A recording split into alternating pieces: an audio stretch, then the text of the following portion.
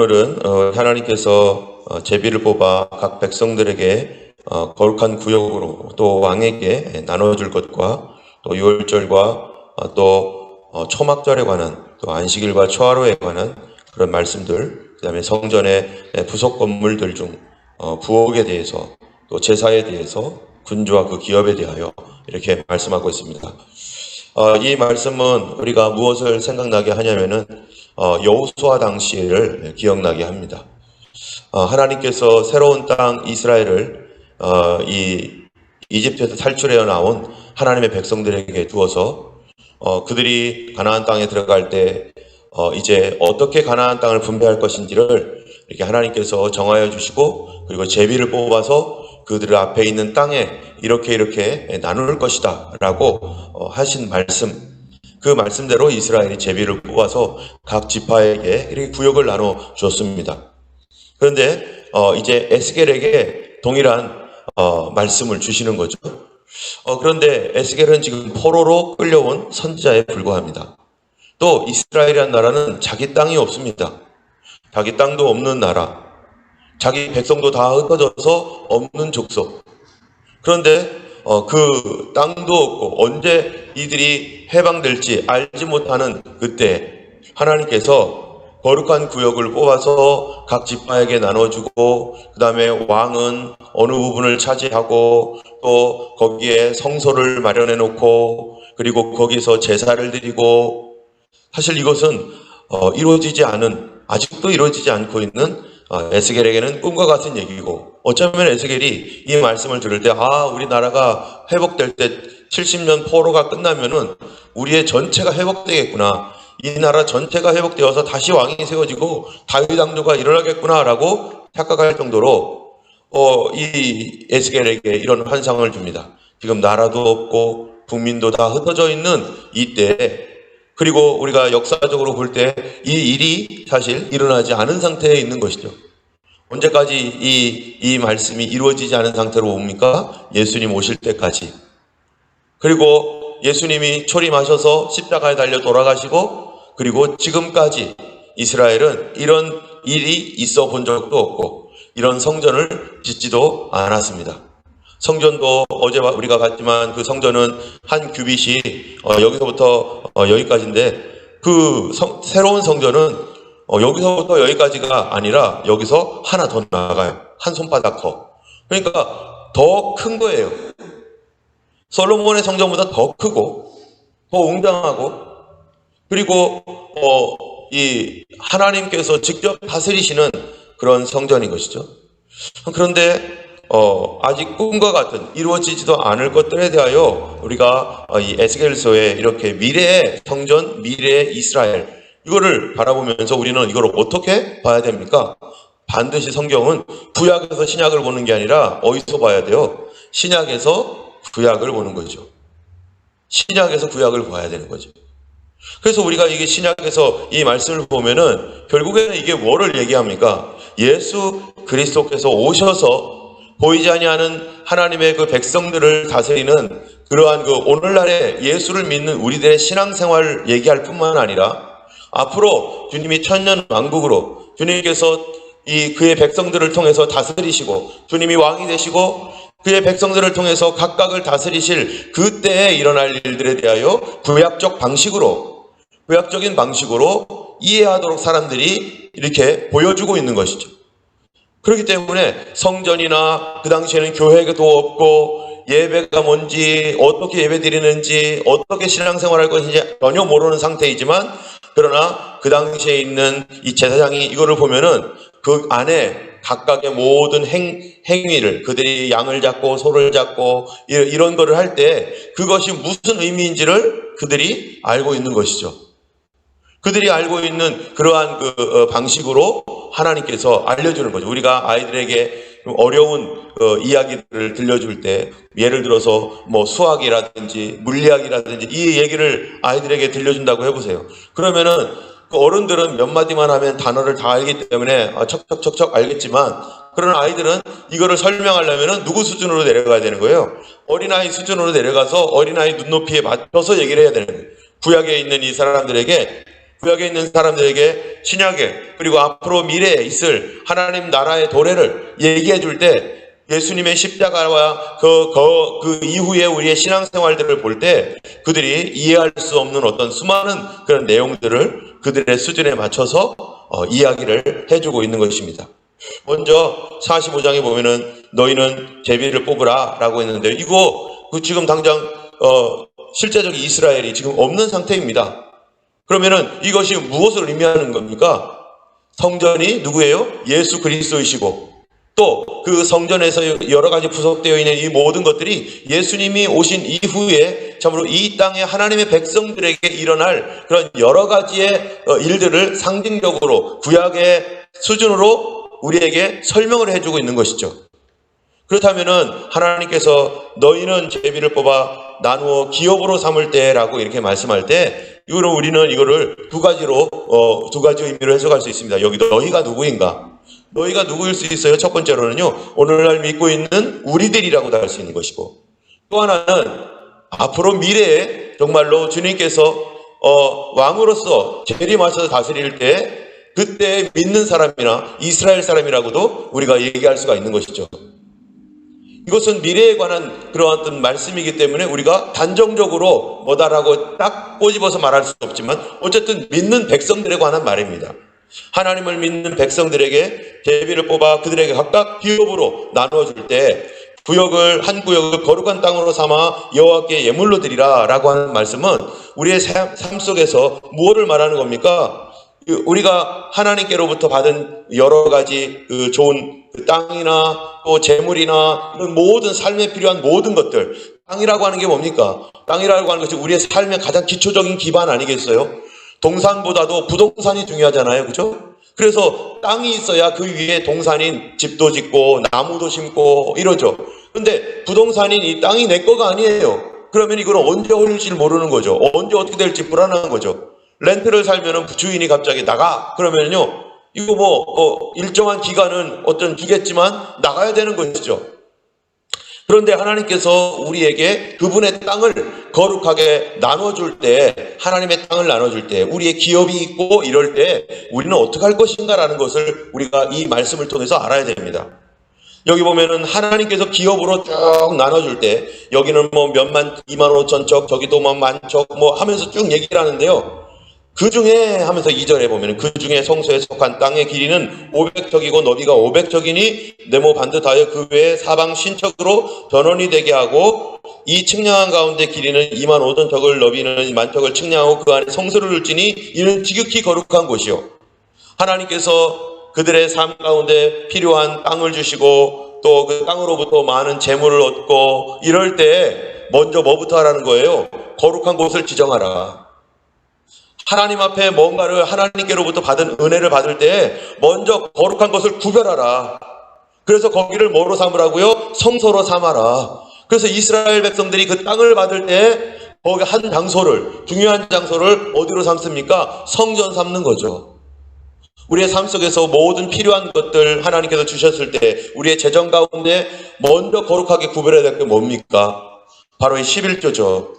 또 우리의 삶 가운데 우리 자녀들이 있습니다. 우리 자녀들이 있는데 먼저 거룩하게 구별해야 될 자녀가 누구라는 거예요? 첫 번째죠. 첫 번째. 하나님 항상 구약성경에 보면은 첫 번째 거는 누구 거다? 하나님 거다. 그게 뭡니까? 하나님 우선. 주님 앞에 우선적으로 하나님 우선순위. 그래서 내 거 다 쓴 다음에 찌끄러기 드릴 것이 아니라 먼저 떼어놓고 하나님께 감사하고 그 다음 것으로 하나님 앞에 내가 나의 필요를 따라서 사용하든지 또 다른 사람에게 주든지 그런 것들을 하는 하나님 우선 중심의 신앙생활, 우리의 삶 속에서 구약 성경에서도 늘 그래 왔었고 앞으로 예수 그리스도를 믿는 우리들도 주님이 우리의 성전 되시고 주님이 우리의 머리가 되시고 주님이 우리의 나라의 왕이 되시는 그 하나님의 나라에서 살고 있는 우리 모든 그 하나님의 성도들은 무엇 중심이라는 거예요? 바로 예수 중심이고 바로 하나님 우선 중심. 모든 재정과 땅의 모든 재정의 원칙이 뭡니까? 바로 모든 것은 하나님께로부터 받았습니다. 그러므로 먼저 주님께 구별합니다. 그럴 때 이게 뭡니까? 마태복음 6장에 보면요 6장 33절에 너희는 먼저 그의 나라와 그의 의를 구하라. 이게 뭐겠어요? 내 거 먼저 챙기지 말고 하나님 거 먼저 우선순위에 두고 그리하면 그 다음 말이 뭐예요? 이 모든 것을 너희에게 더하시리라. 우리가 항상 하나님 말씀대로 순종할 때 하나님께서 채워주십니다. 하나님께서 역사하십니다. 내일보다 주님의 일이 먼저이고 내 삶보다 주님의 삶이 먼저이고 내가 원하는 어떤 그 욕심이나 나의 모든 디자이어보다 하나님 것이 먼저 우선순위에 될 때 그 다음 것을 주님이 책임져 주시는 삶. 그럴 때 참으로 우리 삶에 부족함이 없이 하나님이 넉넉히 공급해 주시는 그런 은혜를 우리가 체험하게 될 것입니다. 두 번째로는요, 4절부터 8절까지인데요. 이제 그렇게 하나님께 거룩한 땅을 구별하여 드리고 그 다음에 다른 사람들에게 이제 땅을 분배하는데 먼저 4절에는 제사장들에게 땅을 성소 주변에 있는 땅들을 주고 또 레위인들에게 5절에 보면은 레위인들에게 그 땅을 주고 또 그 다음에는 성읍의 기지를 삼고 이거는 여러 사람들이 함께 쓸 수 있는 경작지, 공유지를 만들고 그 옆으로는 또 왕의 땅을 주고 원래 누구부터 써야 되냐면 왕부터 써야 되는 거 아니겠어요? 그런데 성경에는 왕은 맨 뒤에 있고 그리고 이 제사장과 레위인과 성읍의 공유지 이스라엘 온 족속과 왕에게 그 다음에 땅을 이렇게 분배하라는 거예요. 이게 뭡니까? 아까 먼저 1절에서 3절까지는요, 이 재정의 원칙을 말하는 것이고, 또 4절에서 8절까지는요, 삶의 원리를 말하는 거죠. 삶의 원리. 여러분, 삶의 원리가 뭡니까? 바로 하나님을 왜 제사장과 레위인 여기에부터 먼저 이런 것들을 하게 합니까? 그들이 그것들을 먼저 받아야 될 이유가 뭐죠? 바로 거기에는 뭐가 있으니까? 성전이 있으니까. 우리의 예배를 드릴 성전에 그들이 도와서 하나님 앞에 나아가야 되고 성도들의 신앙을 북돋기 위해서 그들이 헌신해야 되고 그러한 성전을 섬기고 성도들을 섬기는 그런 제사장과 레위인들을 위해서 하나님께서 성전 가까이에 먼저 그들에게 땅을 분배하고 그들이 살 수 있는 조건을 마련한다는 것은 바로 무엇 중심입니까? 삶이 바로 교회 중심 그리고 성전 중심이라는 거예요. 특별히 제사장은 어디 가까이 살아야 돼요? 성전 옆에 살아야 돼요. 성전 옆에. 그래서 교회가 있으면 항상 옆에 이러한 장소가 있는 거죠. 또 적어도 언제든지 오고 갈 수 있는 몇 분 내로 5분 내로 차로라도 수시로 오고 갈 수 있는 그런 가까운 위치에 제사장이나 또는 그 레위인들 하나님 앞에 쓰임받는 풀타임 사역자나 하프타임 사역자나 이런 사람들은 교회 주변에서 교회에서 멀리 떨어지지 않은 곳에서 살아야 되는 거죠. 한국 교회가 이 호주에서 이렇게 렌트를 하면서 살아갈 때 참 이것이 어렵습니다. 어떤 목사님들은 교회와 굉장히 좀 떨어져 가지고 30분 이상 막 그냥 가게 되면은 새벽 기도하기도 어려워요. 때문에 이 하나님께서 그렇게 가까이 살라고 할 뿐만 아니라 이러한 것들은 이 성도들에게도 무엇을 중심으로 살아야 될 것인가? 바로 우리에게 보이는 멀쩡한 건물인 이런 건물이라기보다는 이 건물에서 하는 일이 뭡니까? 우리가 하나님 말씀을 배우고 기도하고 예배드리는 것. 바로 예배 중심의 삶을 살아라. 예배 중심의 삶. 그래서 여러분 이 청교도들이 메이플라워를 타고 미국에 갈 때요.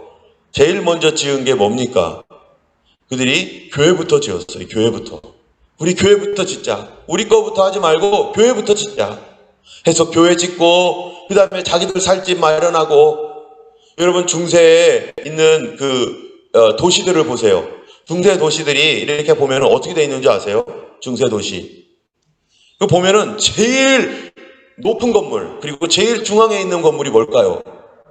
제일 높고 제일 중앙에 있는 건물. 그래서 이렇게 돼 있어요. 중세 도시가 이만한 구역이 있으면은 이거를 옆으로 이렇게 세워보잖아요. 그러면은 중세 도시가 이렇게 돼 있어요. 이렇게 됐을 때 요건 뭡니까? 이게 바로 교회예요.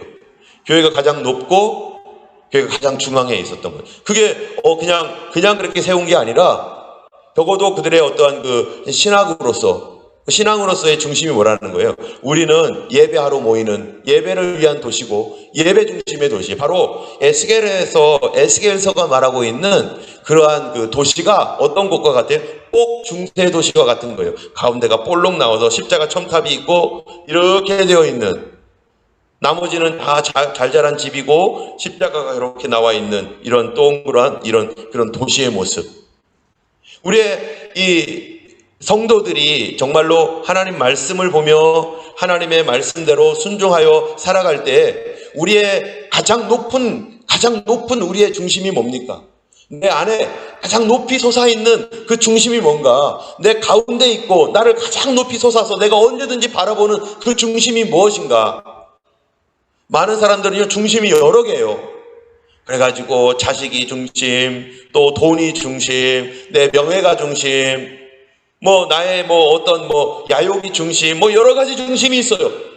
그렇죠. 그런 것들도 높을 수 있죠. 그러나 가장 높이 있는, 가장 내 중심에 있고 가장 높이 내가 늘 바라볼 수 있는 그러한 중심은 뭡니까? 바로 예수 그리스도요. 그리고 하나님이죠.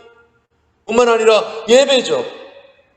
우리의 성경 공부와 기도와 찬송과 이런 것들이 내 삶의 중심이 되어서, 그래서 하루 종일 살아갈 때 나의 중심적인 시간에, 우리가 지난번에 다니엘 기도를 했지만 다니엘 기도가 뭡니까? 하루에 가장 중심되는 시간 아니겠어요? 12시? 그 12시에 하나님의 특별히 그 시간 묵상하며 잠깐이라도 기도하고, 또 우리의 삶에서 순간순간마다 마음으로 묵상하며 기도하고 찬송하고, 이러한 삶이 바로 우리가 말씀 중심, 예배 중심, 기도 중심의 그런 삶인 것이죠.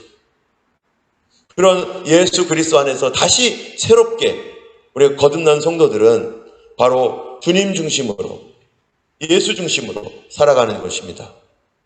또 9절에서부터 보면은요, 9절에서부터 17절까지 왕에 대한 얘기가 나옵니다.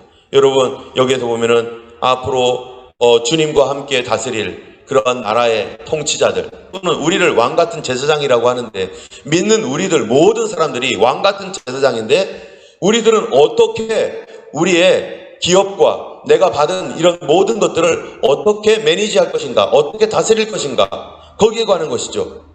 여기 보면은 왕이 있어요. 왕도 자기 땅을 받았습니다. 우리도, 여기에 있는 모든 분들도 각자마다 자기의 직업이 있고 자기의 가정이 있고 자기의 어떠한 그 사업이 있어요. 그런데 이거를 어떻게 다스리고 어떻게 매니지하라는 거예요? 9절에 보니까 왕은 너희들 통치자들아 그만 만족해라. 정의와 공의를 행하고 속여 빼앗은 것 그쳐라. 공평한 저울을 사용하라. 그러면서요, 공평한 저울을 사용하라면서 그 저울의 눈금까지 얘기해줘요. 보세요. 10절에 보면은 너희는 공정한 저울과 공정한 에바, 공정한 밭을 쓸지니 에바와 밭은 그 용량을 동일하게 하고 호멜의 용량을 따라 밭은 10분의 1 호멜을 담게 하고 에바도 10분의 1 호멜을 담게 할 것이며, 이게 뭡니까? 우리 믿는 우리 하나님의 성도들, 왕같은 제사장이라면 재정에 대하여 어떻게 하라는 거예요? 정확하라는 거죠. 재정에 대하여 정확하게 속이지 말고 눈금 같은 거 조정하지 말고 정확하게 판단을 하라. 그래서 다른 사람들과 이렇게 어떤 이 사귐이 있을 때 어쨌든 돈 거래를 할 수밖에 없는 이 사회 속에서 그들에게 속이지 말고 정확하게 계산을 하여 줘야 될 사람들 정확하게 주고, 더 주는 건 문제 없죠. 덜 주는 게 문제죠. 속여서 빼앗으려고 하는 게 문제죠. 정확한 계산을 한 그러한 그 용량을 가지고 하나님 앞에 드리는 것이 바로 누구라는 겁니까? 그게 통치자라는 것이고, 그 통치자는 다시 말하면 누구라는 거예요? 청지기라는 것입니다. 하나님 우리에게 돈을 주셨는데 돈의 청지기로 살아라. 깨끗한 돈으로 하나님 앞에 부당하게 남의 것들을 취하지 말고 깨끗한 마음으로 살아라. 그런 나라가 어떻게 되는 겁니까? 하나님이 축복해 주시는 나라. 성도들의 삶은 바로 그런 것이죠. 내가 재정 사용하는 데 있어서 지금 어떻게 사용하고 있는가? 무엇을 위해 사용하고 있는가? 속여 빼앗는 것은 없는가? 부당한 이득을 취하는 것은 없는가? 이 땅에 살면서 우리가 어떤 돈은 애매한 돈들도 있습니다.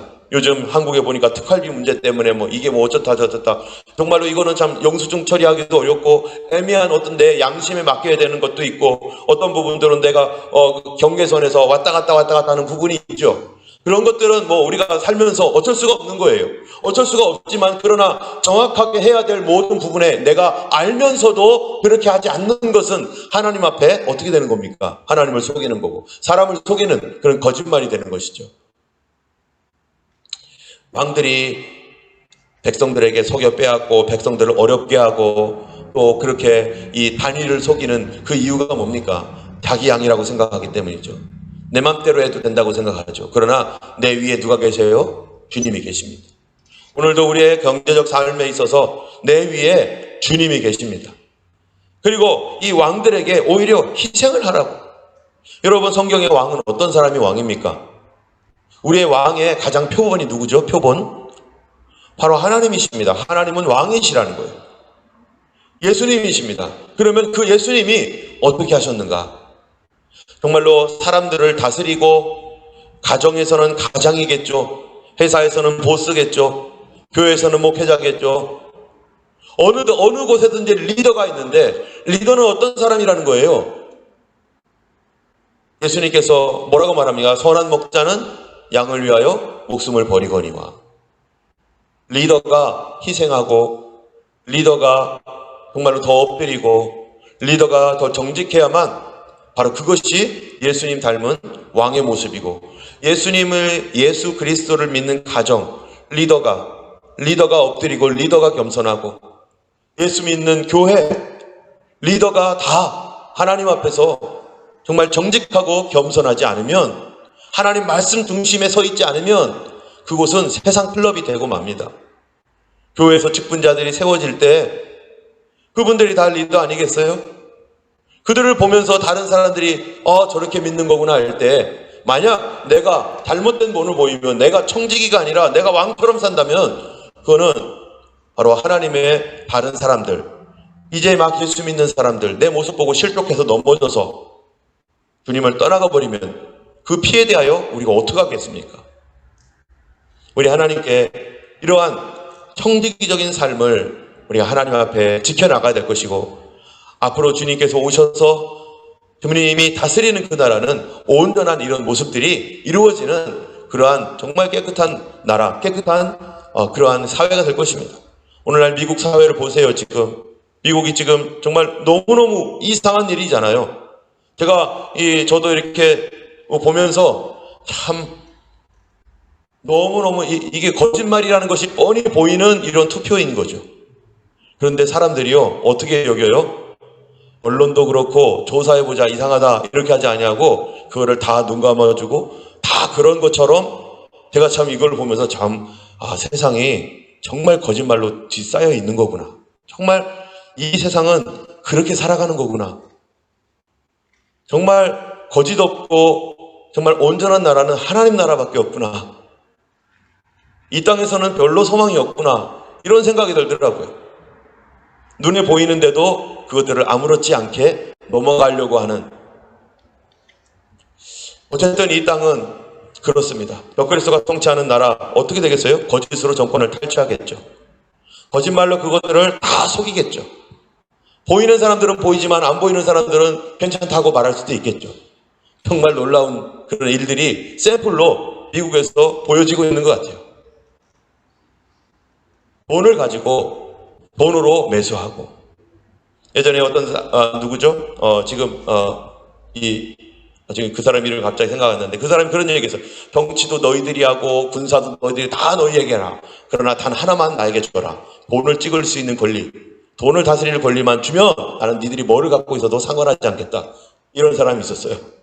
아주 유명한 사람인데 제가 지금 이름이 여러분들도 알 텐데 이름을 잊어버렸네요. 왜 그렇습니까? 그것 가지면 모든 것을 다 매수할 수 있기 때문이죠. 마지막 시대에 예수님 오실 때 666이 뭡니까? 그 돈 아니겠어요? 돈 거래의 그 모든 그 통제권. 이것을 적그리스도 거짓 선지자가 잡고서 흔들고 세상은 거기에 의해서 움직일 수밖에 없고 더 이상 이 이 어두움과 이 거짓에서 빠져나올 수 없는 그런 세상이 될 때 누가 오시겠습니까? 그 안에서는 크리스천들이, 믿는 사람들이 핍박을 당하고 있고, 오늘날 하나님 말씀대로 믿고자 하는 사람들이 이상한 일이 일어나고 있잖아요. 대한민국에서도 보면은 CTS라든지 극동방송이요, 지금 차별금지법 반대하는 그거 했다고 지금 방송심의위원회에다가 이게 이 문제가 들어가가지고 이거를 하니 많이 막 지금 언론을 지금 장악하고 있는 거예요. 표현의 자유를 없애버리고 있어요. 자기들과 반대되는 말들을 할 때 그런 것들을 없애는 것이 지금 이상한 것처럼, 이상한 일도 아닌 것처럼 지금 이 세상이 이렇게 돌아가고 있는 것들을 보면서 정말로 주님 오실 때가 너무너무 가까웠구나, 이게. 예전에는 상상도 못했던 일입니다. 그 얘기를 발언을 한다고 그런 것들이 어떻게 그런 얘기가 일어날 수가 있겠습니까? 참으로 주님이 다스릴 때 이 모든 것들이 판단이 되어지고 심판될 그럴 것입니다. 18절에서부터 보면은 18절에 24절까지요. 여기 보면은 6월절과 일곱째 달, 열째 달, 일곱째 달, 15째 날 이런 6월절 초막절에 관한 이야기가 있는데 이것도 마찬가지입니다. 먼저 이 월삭이라고 하는 신년절이 있는데요. 신년절에는 뭐를 하라는 거냐면은 바로 성전을 20절에 보니까 성전을 속죄할지라. 뭐 하라는 거예요? 우리가 예수님을 믿으면서 같이 신앙생활 하지만 교회가 무슨 완벽한 것도 아니잖아요. 우리가 깨끗한 것도 아니죠. 교회도 잘못을 합니다. 얼마나 많은 잘못을 합니까? 목회자도 마찬가지고 교회 자체적으로도 그렇고. 그럴 때 20절에 보니까 맨 끝에 성전을 속죄할 때니라. 바로 매해 첫 해마다 하나님 앞에 뭐 하는 거예요? 성전을 속죄하는 거예요. 주님, 우리가 잘못했어요. 우리가 한 달 동안 잘못 살았던 것 주님 용서해 주세요. 주님, 우리 교회가 한 달 동안 하나님 앞에서 정말로 제대로 가지 못했던 것이 있다면 주님 깨닫게 해주시고, 주님 용서해 주시고 바른 길 걸어가게 해주시고, 신년이 되면 우리 하나님, 우리가 지난번에 잘못 가고 있었던 모든 것들 주님 우리를 용서시켜 주시옵소서. 회개하여 주옵소서. 회개케 하여 주옵소서. 그러며 교회 자체도 우리 하나님 앞에 회개하는 기간, 성도들 개개인뿐만 아니라 교회 자체도 얼마나 우리가 욕심과 하나님 앞에서 온전하지 못한 모습으로 우리가 살았는지, 교회 생활을 어떻게 했는지, 이런 것까지 회개하며 하나님 앞에 깨끗하고 거룩하게 살아가는 그러한 바로 주님이 다스리는 그러한 하나님의 나라. 지금이 바로 영적으로는 그러한 주님의, 우리는 완벽하지 않죠. 그러나 그 주님의 통치를 오늘도 우리는 간절히 소원하고 있고, 앞으로 도래할 주님의 나라가 바로 이와 같은 바로 거룩하고 깨끗한 나라가 될 것입니다. 46장은 여러분들이 이제 더 묵상하시면서 안식일마다 동쪽을 향한 문을 열어놓습니다. 여러분, 주일은 뭐 하는 날입니까? 동쪽을 향한 문이 열린다는 건요, 동쪽에 해가 뜨는데 하나님께서 동쪽 문을 향해 동쪽으로 들어오셨어요. 그래서 골든 게이트라고도 하고, 바로 주님의 은혜를 문을 열어놓고 받는 그러한 날이 오늘날로 보면은 옛날에는 안식일이지만 주일인 것이죠. 모든 성도들이 함께 문을 열고 하나님의 임재에, 그 거룩한 하나님의 임재의 빛을 받으며 하나님의 특별한 그러한 그 은혜를 받는 날이 바로 주일 예배인 것입니다. 이 시간 우리가 하나님 중심, 예수 중심, 또 재정의 원칙, 삶의 원리, 참으로 청지기 정신, 이런 모든 것들을 우리가 마음에 품고 오늘 하루 주님 안에서 믿음으로 거룩하고 정직하게 살아가시는 여러분들 되기를 주님의 이름으로 축원합니다.